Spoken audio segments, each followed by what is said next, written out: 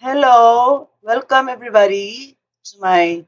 This is my third video, and this is with regards to the book that I had just published. The first one was the launching. The second one was uh,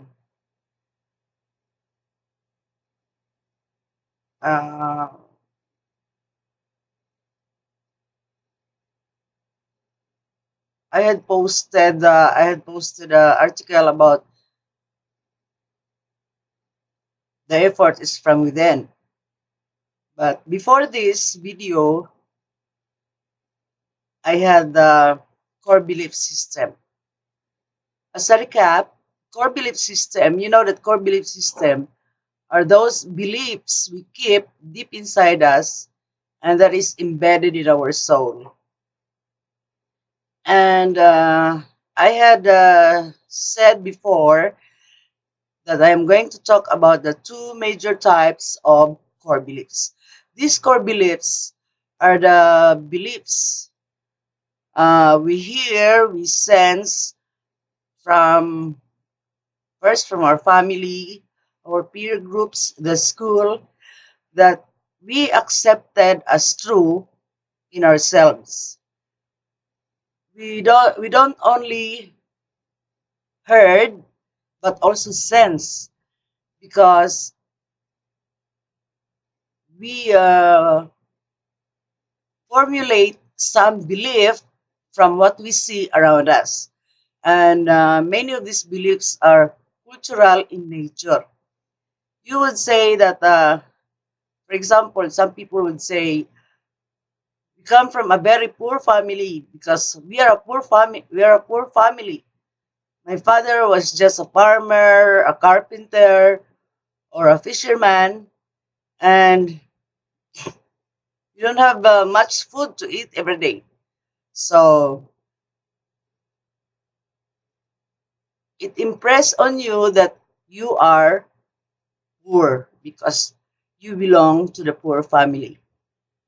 Now, there are two types of core beliefs that I'm going to discuss, and these are the destructive and the constructive core beliefs. I am going to discuss first about destructive core beliefs. These destructive core beliefs are actually bad luck in our life. Why bad luck? Because we believe deep in our soul, deep in our heart, in our way of thinking, in our orientation, this kind of beliefs, they're bad luck.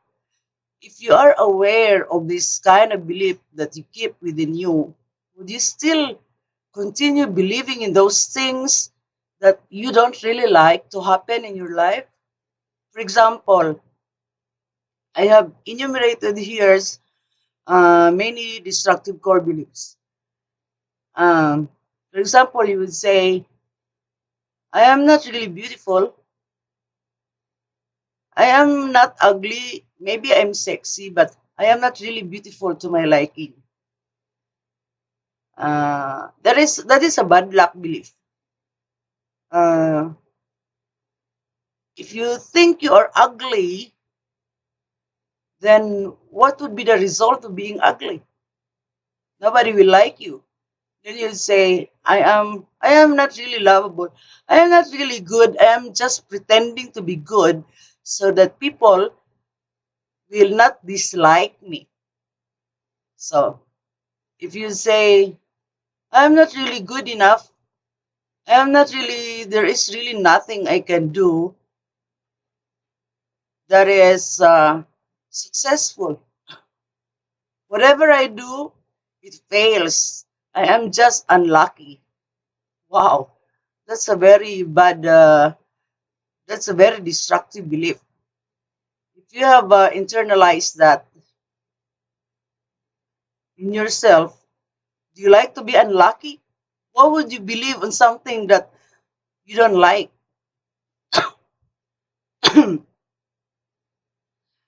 And then That kind of belief where you compare yourself to other people. You would say, I am not really as smart as my sister. Why compare? All of us are good in our own right. We are all smart in some ways. Maybe not like you're not smart in school, maybe, or maybe not you're not in the honor list, but you're still smart in many ways. Um, so do not punish yourself by demeaning yourself. Another belief is life sucks. Everything in life is just misery. That's a bad luck belief. It's a life is full of problems. Um, another belief is I am born unlucky, uh, and I had learned to accept it. I am just unlucky. Just because you don't win in the lottery, you are already unlucky. Why won't you count your blessings? Why won't you accept those things that are good in you? Look for the good. Okay. That kind of belief where you say hard work is the key to success, that is not always true. Because, for example, a very hardworking what maid in the housemaid, she will not be maybe she's successful in her chosen job, but she still feels sorry about herself because she's just a housemaid. Hard work is the is necessary for success, but it is not the key. The key there is to find the right job or the right career for you, and then do the hard work once you found it. Another belief is you say, I am not really lovable, but I am just trying to be one. I am trying to be lovable, but I am not really lovable because I am a pretender. Uh, Another belief is you say rich people are arrogant. If you look at rich people like that, then you will have no chance to become rich, to be rich. And then another belief is I don't really want to be rich because that is impossible for me. Money is the root of all evils. No, it's not money. But that is a belief that many people adhere to. And say beautiful people are boastful, so I don't need to be one. Another belief is best friends are best enemies because they know all our secrets. So when they are not our best friend anymore, they will backbite. Another belief is happiness is a strange word. It does not exist. Another belief is love is a foolish word. People are naturally dishonest. Another is I am always in need of money. Who is not? Or everybody is. Yeah, I always hear that from even from my friends. They would say, I am always in need of money. Is that true? Money come and go. There are times that you have plenty of money, and there are times that you had spent out all your money. But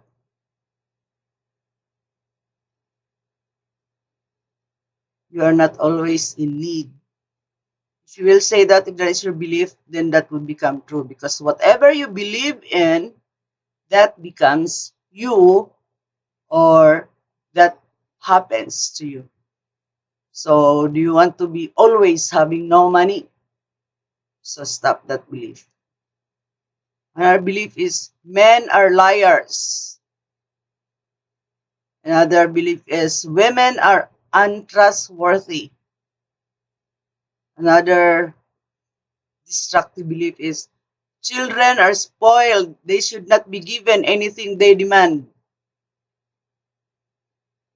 Another belief, spouses cheat on each other. Another belief is wives only want their husband's money. Husbands are selfish. Another belief is miracles never happen, not to me. Okay. There are millions, billions of this kind of beliefs. Destructive beliefs are those beliefs that you internalize, whether you are aware of it or not, whether you are aware that you are keeping that kind of belief within you. I cannot enumerate them all. I'm just giving some examples of those beliefs that are actually bad luck. Why I say bad luck is because whatever you believe happens to you. So there is bad luck. So, and that is the reason why billions of people in the world are living miserable lives, because they keep these beliefs within them that are actually causing them misery. Sometimes you feel like you feel empty because there is no belief within you that could inspire you to doing good or to be good. Okay, so those are destructive beliefs. In my next video, I will discuss on constructive belief. I leave it for last because those constructive beliefs are actually used in the healing affirmation that I'm going to portray here. Healing affirmation is first to check on what kind of belief you are keeping. When you would if you think that you are unlucky in relationship, unlucky in your career, or whatever it is that matters to you, that whatever you want does not happen, then there must be something in your belief system, in your core beliefs. And as a synopsis of the constructive belief, constructive core beliefs also sit in the core of the soul, in the structure of the soul, and they had been there creating patterns of good luck and miracles in your life. So how did you acquire and accumulate those constructive core beliefs? Uh, People, when they were children, when they come from a very not necessarily religious but God-fearing parents, and what they hear every day is encouragement, uh, they would accumulate those positive belief in themselves. And have you experienced many miraculous events in your life? Something like, okay, I can relate one I consider miraculous event in my life. When I was a teenager, my dad took me out from school because he was a church minister, and he was convinced that I was becoming worldly. Worldly for him means I am doing things that are against the teachings of the church, like wearing short dress, like cutting my bangs, and making friends with peers, my peer group, which do not who do not did not belong to our church. That is worldly for him. He wanted me to be a perfectly straight daughter. So that was only one of his, because my dad was a fanatic. But I am very happy, I am very blessed that I come from a family when I remember my dad when sometimes there was something I would like to happen and it did not happen. Then my dad would give me the verse, all things work together for good to them that love God. And then sometimes also my mom, when I was feeling, there are times, especially when we are teenagers, that we just feel lonely, very sad, with no reason. There is no visible cause of our sadness. We just feel sad and we cannot understand why. Then my mom would sing to me, why should I feel discouraged? Why should the shadows come? Why should my heart be lonely?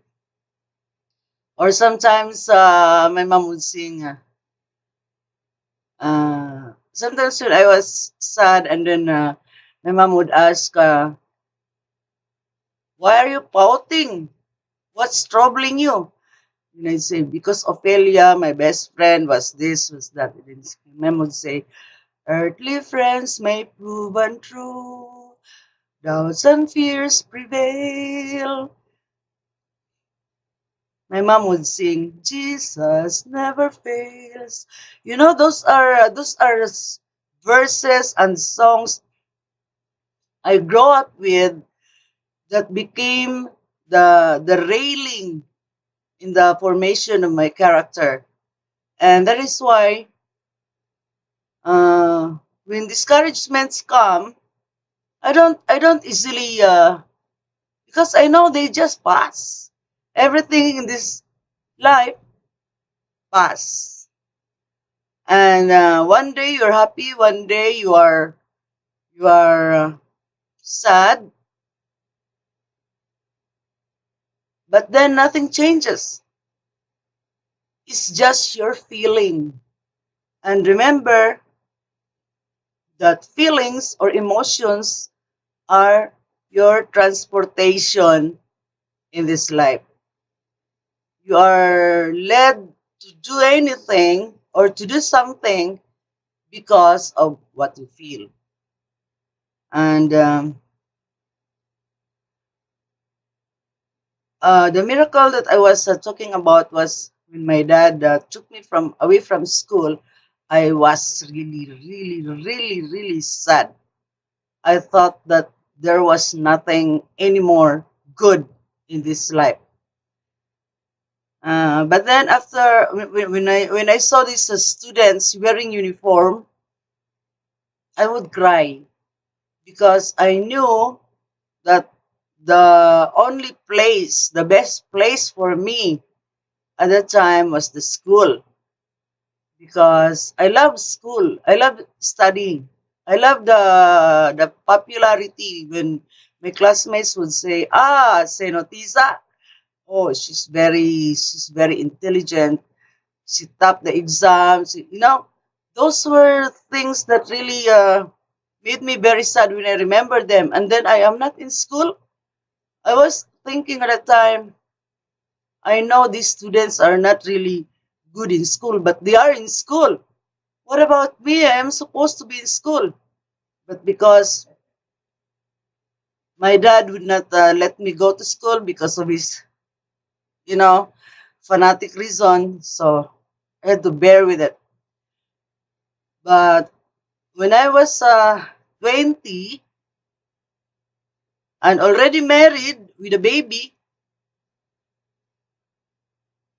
my dream to go to school to finish a job or a degree was still there. It did not leave me. I still feel sad when I see students. It seemed like it was too late, but then I consider it miracle because something happened that this principal of a high school, public high school, no, the husband was a friend of my husband at the time, and I was very angry. You see, emotions. I was very angry because my husband at the time took me to a nightclub. My first time ever to go to a nightclub where I saw these agogo dancers with just bikini. So, oh my God, and my husband is staying here. So I was really very angry. So I left the place, went home, and when my husband came home, we had a fight, really fight. I had to leave him at the time. I was really very angry because I grew up with a very conservative, upbringing. Then the friend of my husband who invited him went to visit us. He was wondering why I just left, and then without telling anybody, I just left angry. And then my husband said, "You have to apologize." Eugene, the name was Eugene. He said, "Apologize for what?" Because that was his birthday celebration and he just left. And he invited us. He wanted to know you. Well, he knows me now. And I won't apologize. Why would I apologize? I won't apologize. I would not apologize just because you tell me to apologize and I will apologize when I know I did nothing wrong.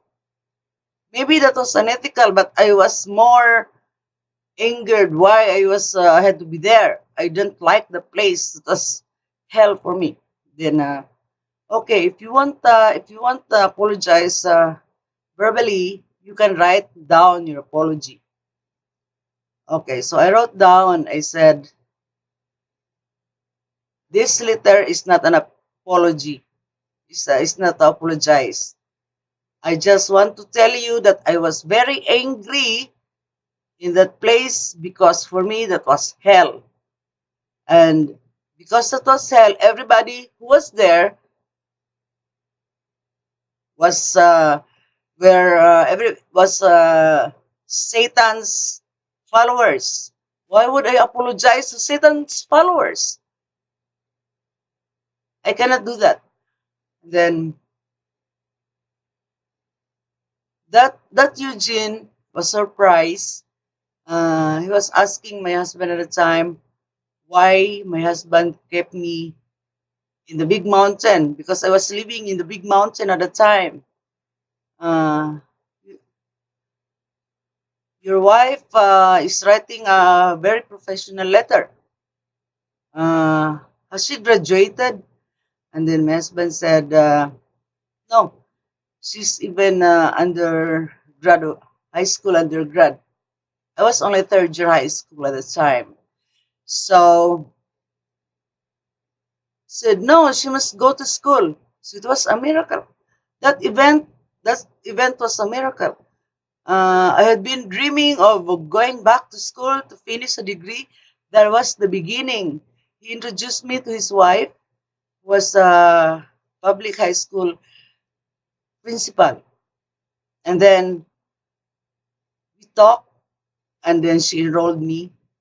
And that was the beginning. I graduated high school, and then went to college without expenses. I took the scholarship in the state university. See, there is always a way. So, if you have miracle events in your life, or do you have miracle events in your life that you can remember, you should be happy because you have a guardian angel. Your soul, and your soul is your guardian angel. He knows what you are made of. You believe. At that time, when I was not in school. I still believe that one day I can go back to school because I belong to the school. I am. I believe that I was made to become a professional, and it doesn't matter how long. Uh, Time does not count. I just look at myself. In fact, many people would say, "Are you a teacher?" I said, "Why?" You behave like a teacher, you act like a teacher, because that is what you believe. What you believe becomes you. They really thought I was a professional, when in fact, at that time, I have not yet gone back to school. So, whatever you believe in will become you, will happen to you. And if your beliefs are constructive beliefs, that will be those constructive core beliefs will be your angel that creates miracle in your life, that cause to do something which is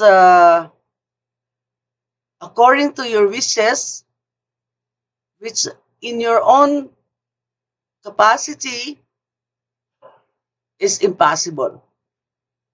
Those things that are a lot of people would say, many students would say, I have talked to many young people. Why aren't you in school? Oh, that's impossible, mom, because we have no money. See, you think it's impossible? That is a bad luck. When my daughter was out of school because I stopped working, uh, she uh, she said, "Mama, it's impossible for me to go back to school because we owe the school 25,000, and where will we get that money?" I said, "You will go back to school." I really believe that because I know deep inside that my daughter is bound to become a professional because she's my daughter. And I have this very strong belief in God. Uh, God knows what I believe in, and it happened. It just happened. We are souls, and God knows the longings of our souls. And God knows also another soul who do, who would answer the longings of your soul. His or her longing is also to help. And that is the reason why my best friend, Ma'am Veron, I would say she's my best friend no matter what. Because I know deep in my heart, deep in my soul, that her soul answered the longings of my soul. Okay? So, our next discussion would be constructive core belief, how to develop them and cement them in the structure of your soul so that you will have your guardian angel living within you. Thank you for listening. Okay, buy my book. It's in Amazon. Spice Up Your Soul. by Jenny Kailing Pugh, Amazon. There is the link. You'll be inspired, I guarantee you. Bye bye.